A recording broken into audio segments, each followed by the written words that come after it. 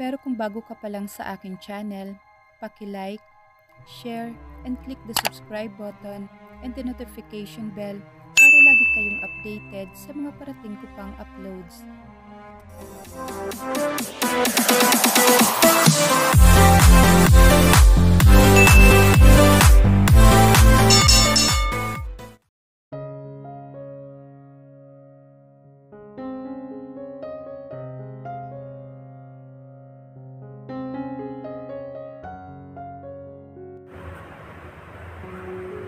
Naalimpungatan siya nang maramdamang tila may bumubulong sa kanya.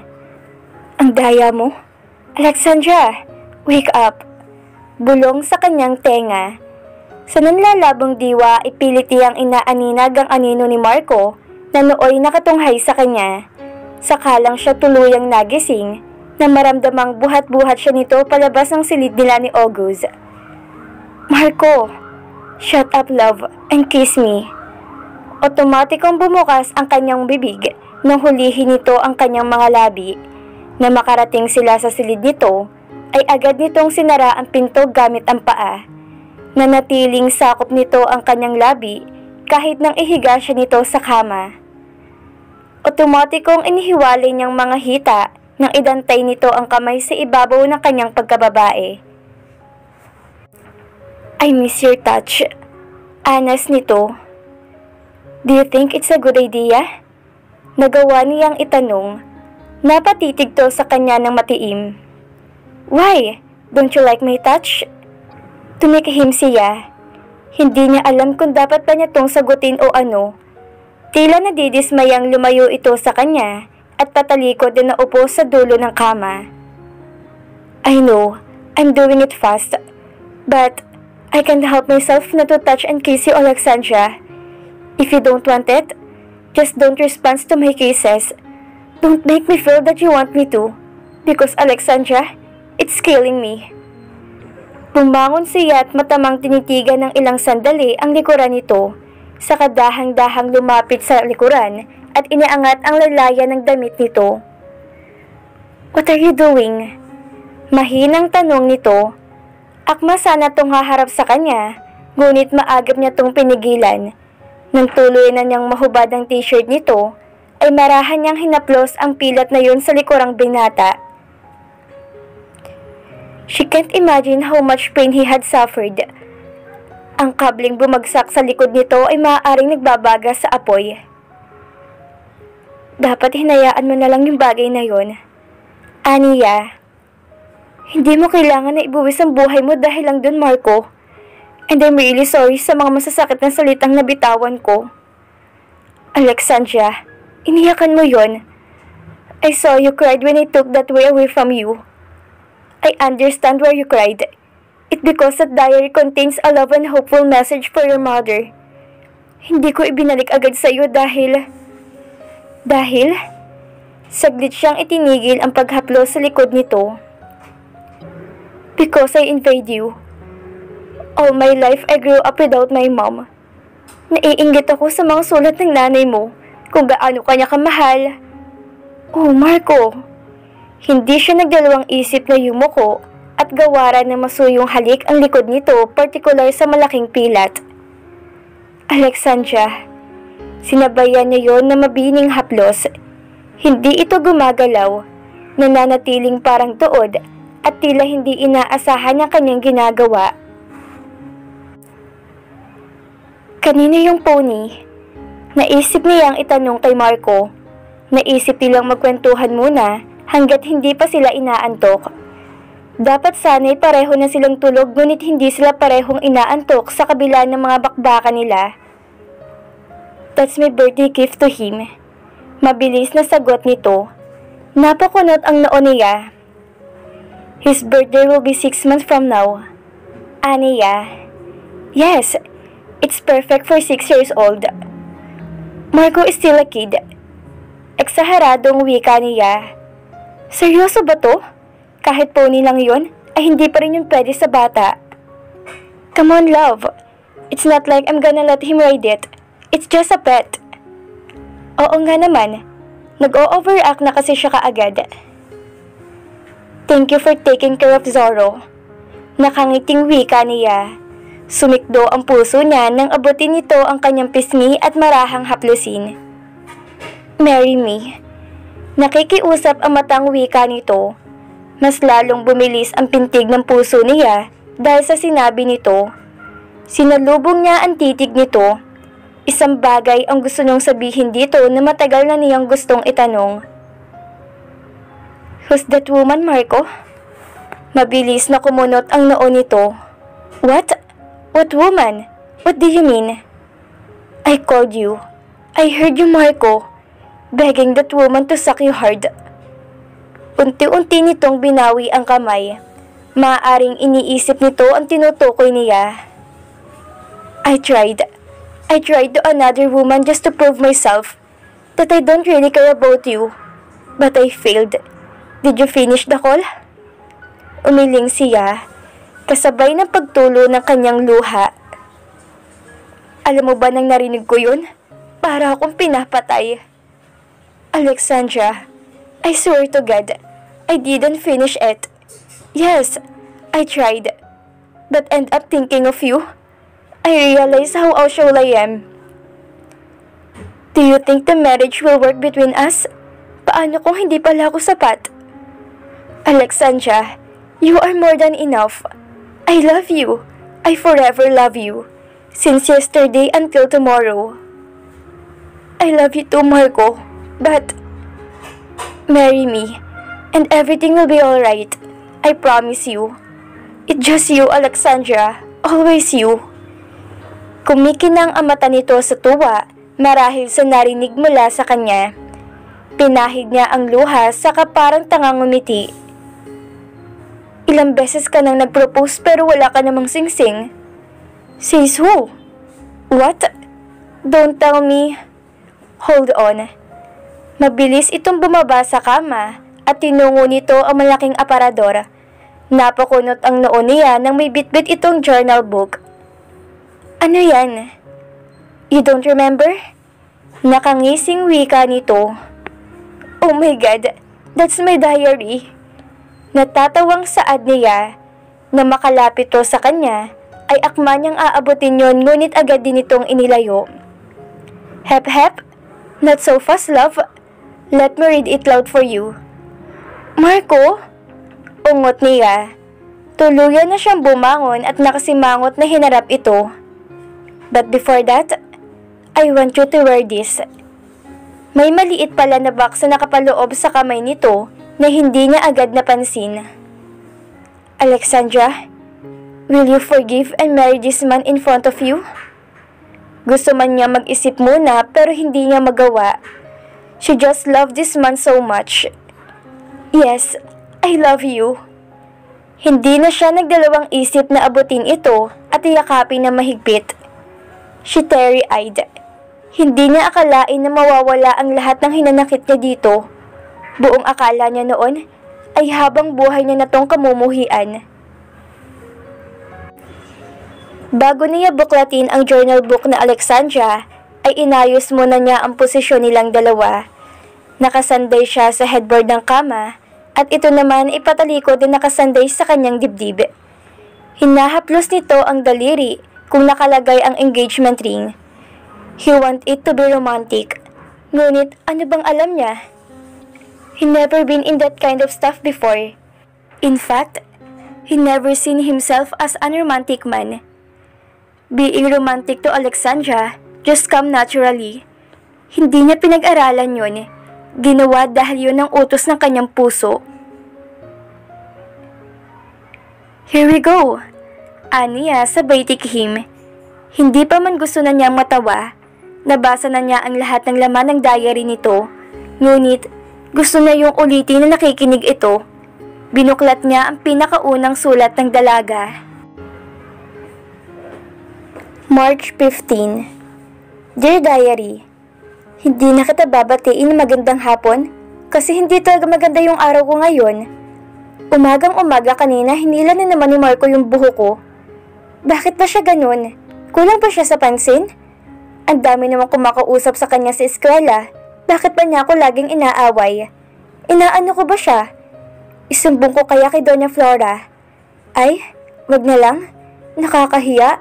Siya pa naman na nagpapaaral sa amin ni Henry. Saglit siyang huminto at masuyong hinalikan ang buhok nito. March 16. Dear Diary, crush ko sana si Monsor, pero wag na lang. Kaibigan pala ni Marco. Ang lalaking yun talaga. Panira ng araw. Pinadala ba siya sa akin para guluhin yung buhay ko? Nakakainis.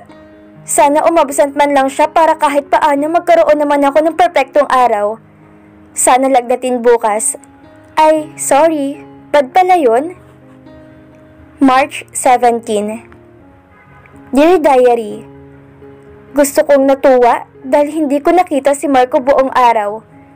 Pero, bakit parang kasalanan ko kung bakit siya nagkasakit? Ang bad ko na talaga. Mangkukulam na ba ako? Kasi yung hiniling ko mga sama ay agad na natupad. Marahan na lang siyang natawa. Love, tawag niya sa pansin nito. Tapusin ko pa ba? Ngunit hindi na ito umimik. Sinilip niya ang mukha nito.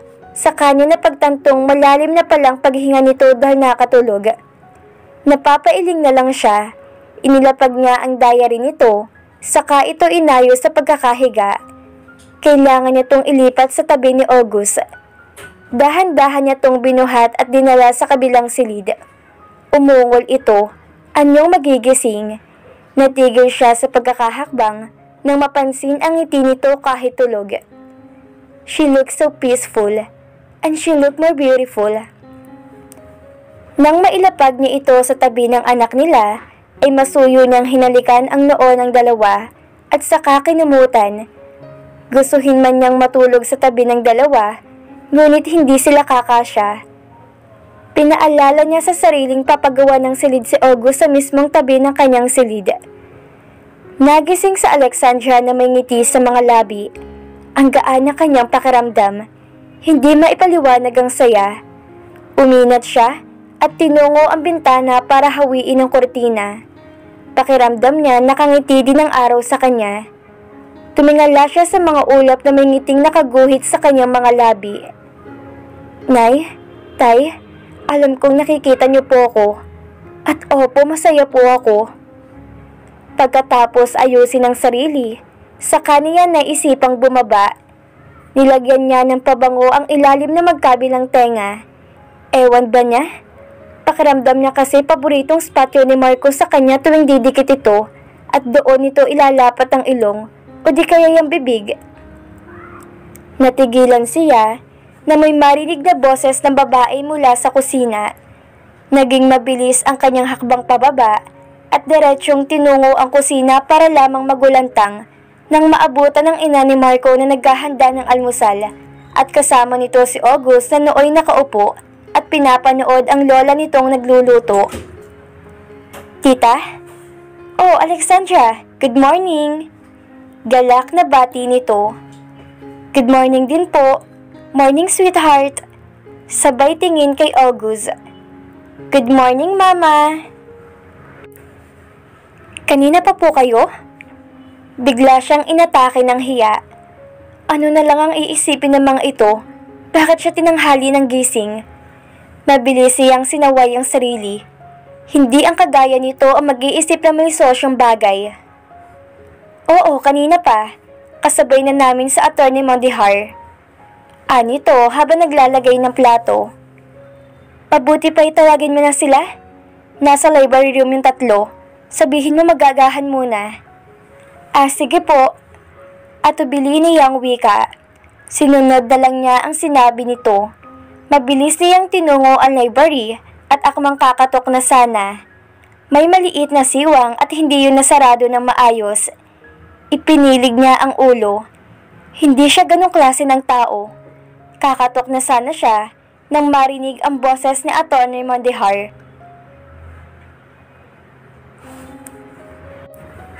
If ever you get married soon, the inheritance will be transferred to your name as soon as possible. You have at least to stay married for 6 years. If you can stay married until that time, kahit anong oras pwedeng mabawi ang mana mo and goes to someone charities. Para siyang tuod sa kinatatayuan. Saglit siyang nabingi. Ano pa kaya ang mga bagay na dapat pa niyang marinig? Ang bait talaga ng Diyos sa kanya dahil hindi siya nito niluklok sa bagay na pagsisisihan niya pagdating ng panahon. Maaaring kanina pang pinag-uusapan ng tatlo ang tungkol doon. Sa nanginginig na kamay, ay nagawa niyang katukin ng pinto. Mag-aalmusal na daw po. Pinilit niyang hindi manginig ang boses. Hindi na niya tinulak pa ang pinto. Sigurado siyang narinig ng mga ito ang kanyang boses. Mabilis ang mga hakbang na tinungo niyang kinaroroonan na maglola at mabilis sa sinambit ang basong may lamang tubig. Sa kanya napapansin ang panginginig ng kamay. Palagay niya, buong katawan niya ay nanginginig. Iha, okay ka lang ba? Ho? Opo, okay lang po ako. Sa kapilit ng umiti, pinili niyang maupo sa tabi ng anak nang marinig ang yabag ng papalapit. It's nice to see you again, Consuelo. But I really need to go. Tapos na rin naman kami. Ani Attorney Mondihar nang pilitin to ng ginang na nakisalo sa kanila ng agahan. Hindi naman ito nagpapilit na at nagpaalam na sa kanila. Kinilang siyang umiti sa may edad na attorney. Nang makaalis ito, ay pilit niyang itinuon lamang kay August ang kanyang buong atensyon. So, when is the wedding, son? Ani Consuelo sa anak. Doon na siya napatigil at tumingin sa gawin ni Marco. We will talk about it, ma'am. In fact, we haven't talked about it yet. Sabay baling ito sa kanya ng ngiti. Hindi niya magawang suklian yon. Tikom ang kanyang bibig at maraming bagay ang tumatakbo sa kanyang isip.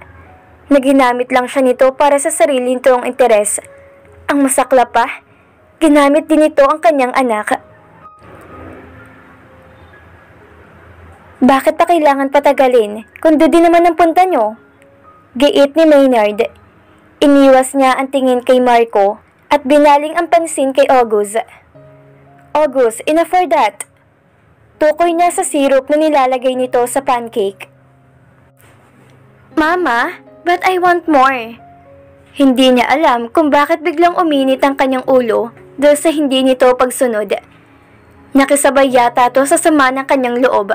Dahil sa inis, hinablot niya ang hawak nitong syrup na anyong ibubuhos na naman ito. Syrup is not healthy. Alam nito yon. But kids are kids. Ngunit sa pagkakataong yon ay hindi niya yon naisip. I said enough. Pinandilata niya to ng mata. Napatigil to sa ginagawa. Alexandra, ani Marco, biglang uminit ang sulok ng kanyang mga mata. Ang galit na dito dapat ay naibunton niya sa anak. Tumingin sa kanya si August na anyong iiyak. Mabilis siyang tumayo. Excuse me. Mabilis niyang paalam. Mabilis ang mga hakbang na umalis siya ng hapagkainan at saka binitawan ang namumuong luha ng tuluyan siya makalabas. Diretso siya sa labas ng mansyon. Naipaypay niya ang kamay sa sarili dahil pakiramdam niya kakapusin siya ng hininga. Poor August, parang sinakmal na malaking kamay ang kanyang puso dahil sa anyo nito kanina. Hindi niya dapat ginawa yon. Alexandra? Malayo sa suyo na boses ni Marco mula sa kanyang likuran. Ikinurap-kurap niya ang mga mata. Nanatiling nasa malapad na bakuran ang kanyang tingin at hindi ito pinagkaabalahang lingonin. Itinuon niya ang tingin sa mga maliliit na bubuyog na sinisip-sip ang taluttot ng mga bulaklak ng rosas.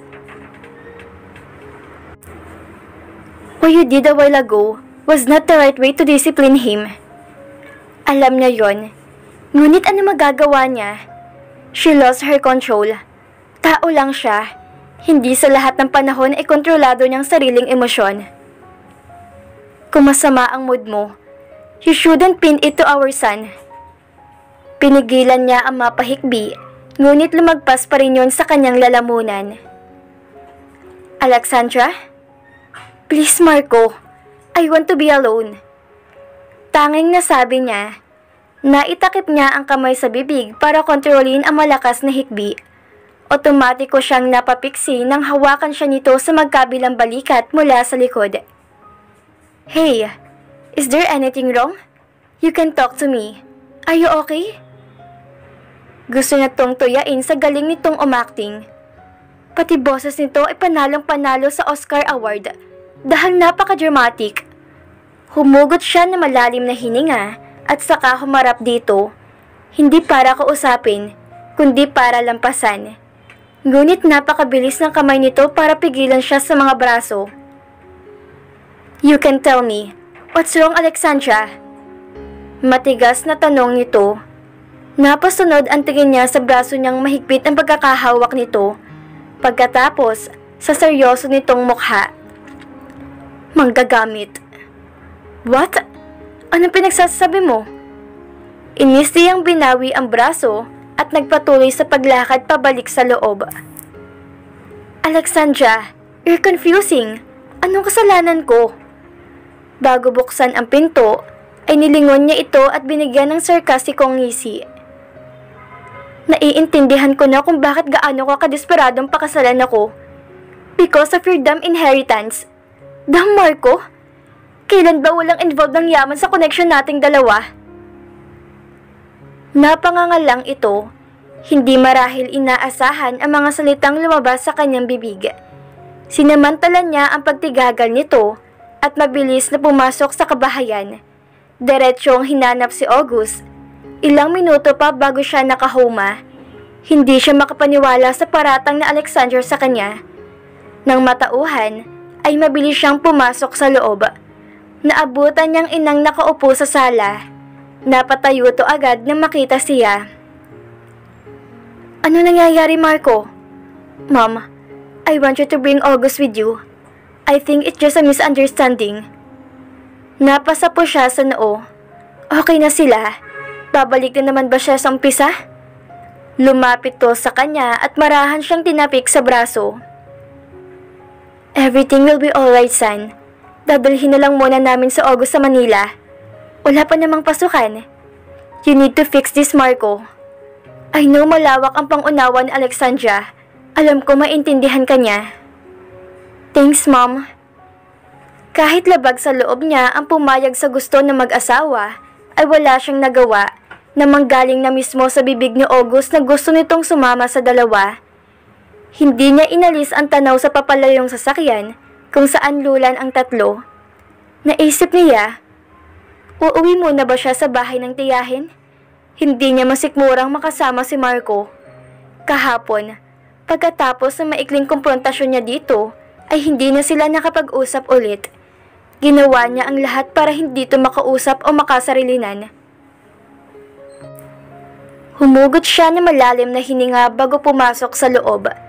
Silang dalawa din ng lalaki kanina sa labas para sa pag-alis ng tatlo, ngunit nauna tong pumasok. Hindi yata nakayanan ang lamig ng pakikitungo niya rito. Nang hindi naabot ang kanyang tanawang sasakyan, ay wala siyang nagawa kundi ang pumasok sa loob. Tumiretso siya sa taas at nagligpit ng ilang gamit para sa dadalhin.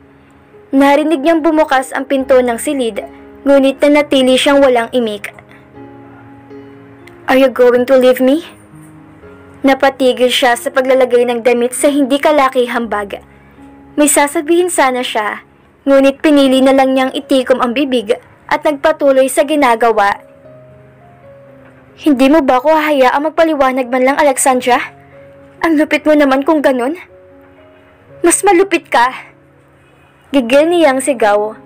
Ngayon malaya siya magtaas ng boses dahil silang dalawa lang sa bahay. Manggagamit ka. Ginamit mo lang ako. Pati anak ko dinamay mo. Hindi totoo yan. Sinungaling. Taas baba ang kanyang dibdib dahil sa galit. Kahit hindi na naayos ang pagkakalagay ng kanyang mga damit, ay mabilis na yung isinara.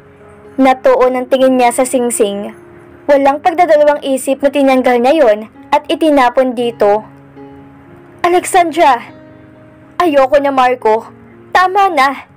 Kung iiwan mo lang din kami pagkatapos ng 6 na taon, better to do it now, kasi kaya ko pa. Alexandra, listen to me. Umiling lang siya. bitbit ang bag. Tinungo niya ang pinto. Do you think I will let you leave me? Natigil siya sa paghakbang. There's no way, love. Hahayaan lang kita makalabas sa bahay na to kung maniniwala ka na sa akin. Over my dead body. Galit niyang sagot, saka nagmamadaling lumabas ang silid na iyon. Nagpasalamat siya at hindi na to sumunod pa. Pagdating sa baba, ay padaskol niyang binuksan ang pinto para lang matigilan siya. It's locked.